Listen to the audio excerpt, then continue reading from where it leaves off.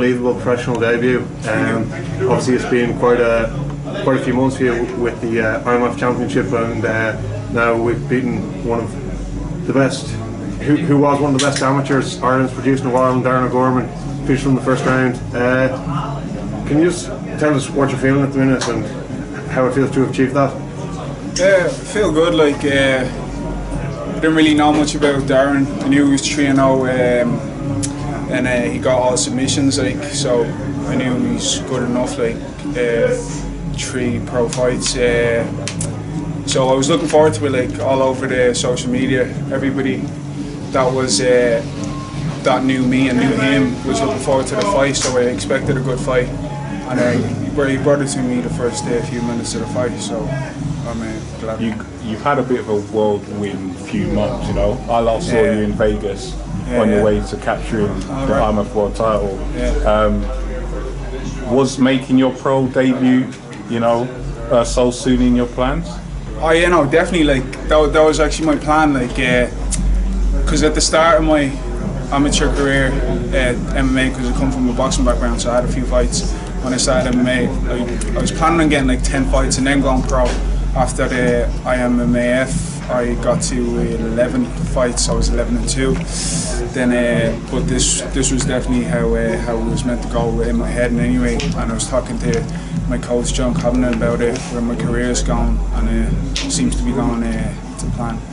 You know, winning that world title seemed to put you in the spotlight to the point where you were signed up to the KHK fight team. Yeah. What did it feel like, you know, when the Prince of Bahrain spotted you and wanted you to be part of his new team? Oh, it was unbelievable, like, because when the boys from Bahrain were talking to me at the IMMAF, I didn't know who they were. Like, they were like taking my details and stuff. I was just giving them, but I didn't know what it was all about. Then I got talking and went down to Bahrain, and it's the best thing, like, that young fighter like me, just my first professional fight, to get this opportunity they're given, like, is unbelievable. I couldn't ask for anything better. I don't think there's anything in MMA like this, like, do you know what I mean? The way they have it planned out, the way they're helping amateur fighters, professional fighters do what they do. And just to represent Bahrain and KHK, it's an unbelievable thing what they're doing over here. And what platform do you feel that the IMF World Championships gave you as a fighter, which has enabled you to, you know? Well, I got my name out there, like, in Europe, I reckon. I don't think anybody knew my name before that outside Ireland. So that got my name out there. Like, I see a lot of people going, oh yeah, you won this IMF thing, and so yeah, that's what it is. Talk a bit about the fight, because it was brilliant stand-up you had there, and you knocked him down, and then you stepped away as the ref was going to stop it. You landed a couple after that, and you also upset that you had to land those 2. Yeah. Tell us about that. Do you think it was stopped late? I think it was, like, but the ref kind of, like, I wouldn't really blame the ref, like, but when I hit the guy, he was on the ground. He was in a defensive position, but I could see his eyes were gone. Like I was wide open for them shots. There really was no need for it. But in the ref's point of view, obviously he couldn't just call it off after that. Because imagine if your man was complaining about it, he probably would have won the case because he was in a defensive position. But I don't like getting them extra shots in like that, because there were just 2 clean shots that there was not even defending him. He just looked defensive, like, you know what I mean. But it's gonna happen sometimes. Like, we're fighting, so it's gonna happen. But Frans, it's part of the game, yeah. You made a massive statement tonight with your first professional victory, and obviously, as you alluded to earlier, you're kind of under the global spotlight now. Where do you see yourself fighting next? Is there anyone in particular or anywhere in particular you want to fight?